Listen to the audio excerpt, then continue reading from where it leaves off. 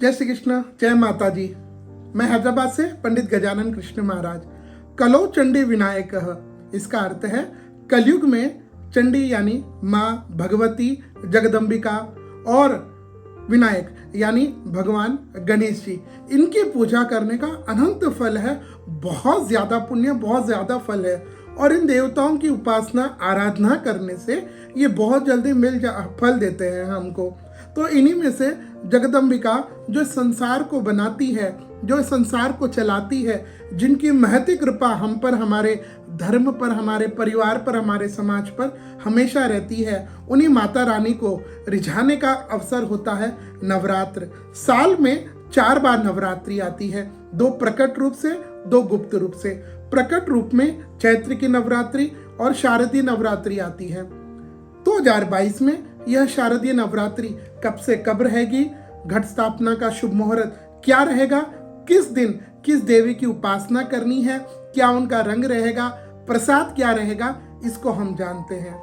सबसे पहले नवरात्रि में घट स्थापना का मुहूर्त जानते हैं। नवरात्रि प्रतिपदा को प्रारंभ होती है, अश्विन मास के शुक्ल पक्ष की प्रतिपदा को। साल 2022 में यह संवत 2079 सोमवार 26 सितंबर 2022, इस दिन प्रातः घट स्थापना का शुभ मुहूर्त रहेगा 6:13 से 7:48। यह प्रातः काल का मुहूर्त है। ध्यान दीजिएगा, इस दिन चौगड़िया आदि नहीं देखे। इसके बाद यह अगर आप घट स्थापना इस मुहूर्त में नहीं कर पाते हैं तो इसके बाद अगला मुहूर्त दोपहर का अभिजीत विजय मुहूर्त 11:47 से 12:31। इन 2 मुहूर्त में आप किसी में भी घट स्थापना कर सकते हैं। आइए अब जानते हैं नवरात्रि में इन 9 दिनों में माता रानी की किस दिन को, किस वार को, किस रूप की पूजा होगी। सबसे पहले प्रथमम शैलपुत्रीम 26 सितंबर 2022 सोमवार को, इस दिन माता रानी के घट स्थापना के साथ शैलपुत्री स्वरूप की पूजा होगी और इन माता रानी का रंग रहेगा सफेद।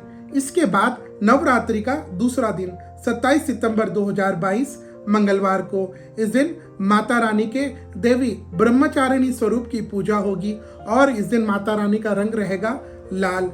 इसके बाद नवरात्रि का तीसरा दिन 28 सितंबर 2022 बुधवार, इस दिन माता रानी के चंद्रघंटा स्वरूप की पूजा होगी और इस दिन माता रानी का रंग रहेगा गहरा नीला।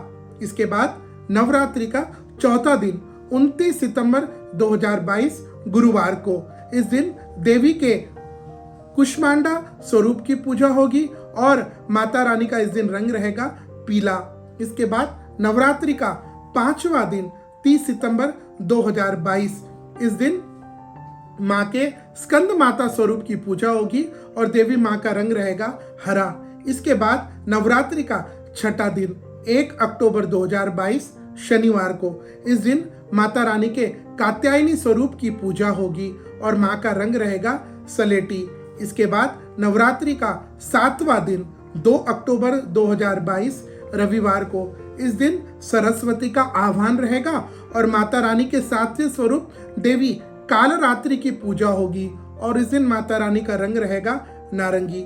इसके बाद नवरात्रि का 8वां दिन 3 अक्टूबर 2022 सोमवार को, यह महाअष्टमी है। इस दिन सरस्वती की पूजा होगी, जिस दिन हम इनको दुर्गा अष्टमी भी कहते हैं और इस दिन माता रानी के 8वें स्वरूप महागौरी की पूजा होगी और उस दिन माता रानी का रंग रहेगा मोर वाला हरा। इसके बाद नवरात्रि का अंतिम दिन 9वां दिन 4 अक्टूबर 2022 मंगलवार को, इस दिन महानवमी है और माता रानी का जो सुंदर स्वरूप रहेगा वह रहेगी सिद्धिदात्री। इस दिन माता रानी का गुलाबी रंग रहेगा। और इसके बाद सबसे महत्वपूर्ण, आप जितने विधि विधान से नवरात्रि का व्रत करते हैं, माता रानी की 9 दिन सेवा करते हैं, उतना ही महत्व होता है नवरात्रि के पारने का। चाहे आपके घर में सप्तमी, अष्टमी या नवमी, इनमें से किसी भी दिन माता रानी का विसर्जन होता हो, हवन आप किसी भी दिन करते हो, लेकिन व्रत पूरे 9 दिन करना है और उनका पारना 10वें दिन विजयदशमी को होगा।